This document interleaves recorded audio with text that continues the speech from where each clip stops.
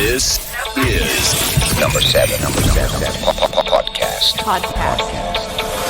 Number 7 podcast.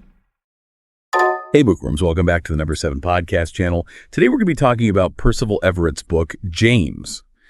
This story, it follows James. He's an enslaved man, yearning for freedom for himself and his family. And get this, the whole narrative is presented through excerpts from the fictional notebook of Daniel Decatur Emmett. He was a white minstrel performer. So right off the bat, in chapter 1, we're introduced to James. Super intelligent, resourceful guy navigating the complexities of life as a slave. Mm-hmm. And we see him caught between these childish antics of, Tom Sawyer and Huckleberry Finn. And Tom even tries to blame a sleeping slave for his own mischief, right? It's almost comical how little these boys understand about, the realities of slavery. And there's Miss Watson. She's their guardian, right? And she constantly suspects James, questions him about missing items, just highlights that inherent mistrust he faces every single day. And then we meet James's family, Sadie and Elizabeth, and he's working so hard, tirelessly to provide for them, even resorting to stealing wood just to keep them warm. In chapter 2, James starts teaching the other slave children about signifying. It's this subtle way of communicating, to avoid trouble with the white masters. And it's fascinating, how Everett uses this linguistic practice to show just how intelligent and resilient enslaved people really were. It's like this powerful form of resistance hidden right there in plain sight. Then James drops this really stark statement to the children. He tells them, there is no God, child. There's religion, but there's no God of theirs. Wow. Makes you think, right? About James's worldview and how his experiences have, shaped his beliefs. We also meet Luke, who is a free black man, educated, well-spoken, and his freedom stands in stark contrast to James's enslavement, obviously. But he also shares this chilling story about a free black man who was killed by police, foreshadowing the dangers James might face if he actually tries to escape. Chapter 3 really focuses on James's encounter with Huck. Huck, innocently asks about his enslavement. And James, being clever, uses this magic hairball to tell Huck's fortune, subtly revealing these truths about the boy's life and hinting at his own desires for freedom. But then, the tension really goes up a notch when Miss Watson reviews her plan to sell James to New Orleans. I mean, talk about desperate, right? Escape becomes a matter of urgency now. So in chapter 4, James and Luke, they start discussing the possibility of escape. And Luke emphasizes that education is crucial for true freedom. Not just, physical liberation. They even have this encounter with a white man who mocks them just for laughing. He's just highlighting that constant scrutiny and limited freedoms they face, whether they're enslaved or free. And to add to this whole emotional weight, Sadie learns about the impending sale. Oh man, the thought of being separated from his family just fuels James's determination to escape and reunite with them. Chapter 5 is where things get really interesting. James makes this daring escape, helped by Huck, who fakes his own drowning, creates a distraction. And they find refuge on Jackson Island, showing how resourceful they are in the wilderness. And we also get a glimpse into James's dreams, where he's actually conversing with the philosopher Voltaire. This raises some interesting questions, right? About how these lofty ideals of equality clash with the really harsh realities of slavery. What do you think, listeners? How is Everett using this dream sequence to challenge our assumptions about freedom and equality? Now, chapters 6 through 9 really detail James and Huck's adventures as they try to stay ahead of danger. They run into this group of robbers and they find these valuable books, showing, James's thirst for knowledge. Even in these circumstances, he still sees education as this path to freedom. They even encounter a group of abolitionists, which, brings up those moral dilemmas and risks involved in helping escaped slaves. One really poignant moment stands out. This young boy named George gives James a simple pencil, and it seems so small, but it becomes this powerful symbol of literacy and the cost of defiance in this world where education is denied to slaves. Chapters 10 to 17 take us through a whirlwind of events, really. James and Huck, they have to navigate this absurd and violent feud between the Grangerfords and Shepherdsons. It's a stark reminder of the destructive nature of hatred and prejudice. And then they run into the Duke and the King, these two con men who exploit religious fervor for their own gain. It just highlights the hypocrisy that often exists in society, right? Where people preach virtue but practice vice. And the ever-present threat of violence, it really hits home when the Duke brutally beats James. A chilling reminder of the dehumanizing nature of slavery and the constant danger that he faces. And finally, chapters 17 to 28, James ends up separated from Huck. They meet the Wilkes family, which, highlights those complexities of racial passing, even hinting at the possibility that Huck himself might have mixed heritage. James then meets Easter. He's a skilled blacksmith who shares his perspective on slavery and teaches James some valuable skills. And then, in this ironic twist, James is bought by the minstrel performer Daniel Emmett, the very man whose notebook frames this whole narrative. It raises all sorts of questions about the morality of minstrelsy, which profited from racist stereotypes while claiming to oppose slavery. What do you make of this, listeners? Do you think Emmett is sincere in his opposition to slavery? Or is he just using it for his own gain?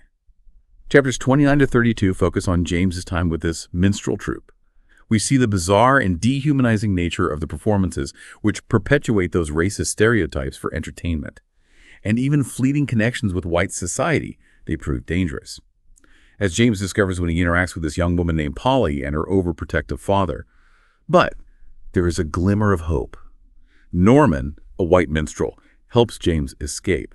This unexpected act of kindness just, raises questions about shifting alliances and the possibility of finding compassion in these unexpected places.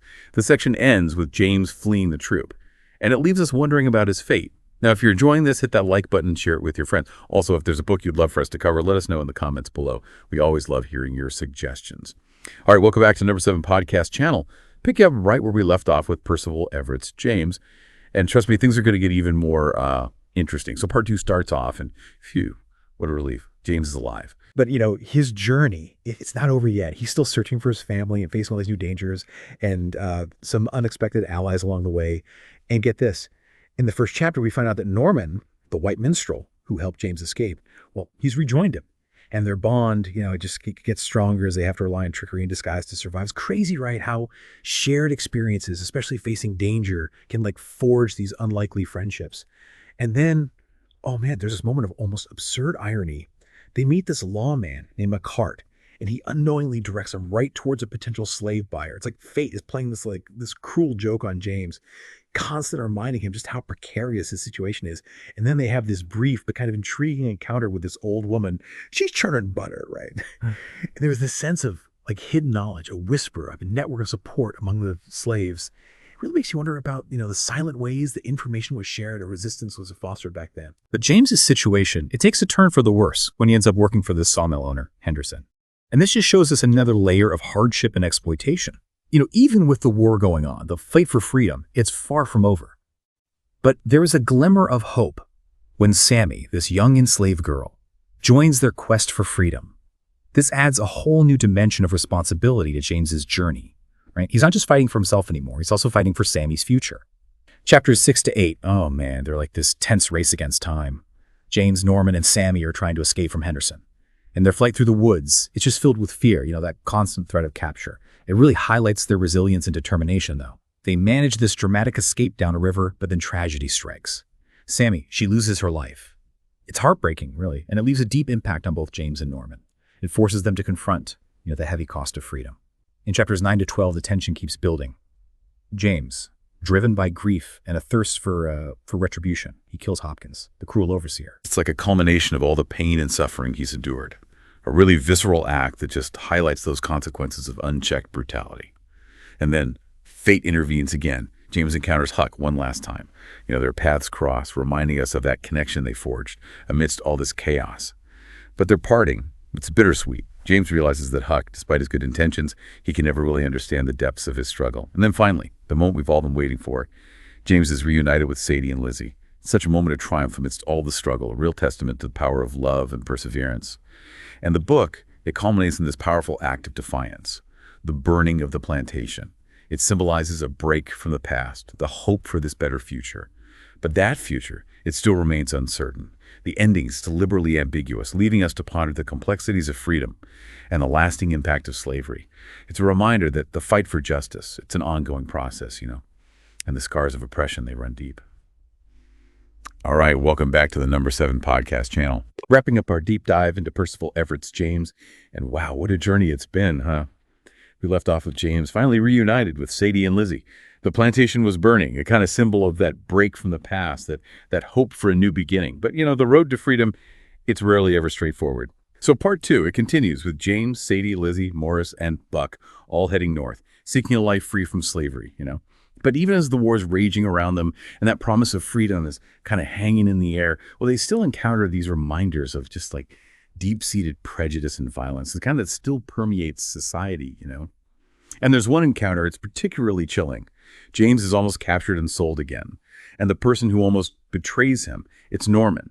Norman, who's been passing as a white man, pretending to be James's owner, is a stark reminder, I think, of how easily James could be stripped of his agency, even by someone he considered an ally, And it makes you think about the fragile nature of identity. Those blurred lines between freedom and captivity in a world where racial categories, they hold so much power, right?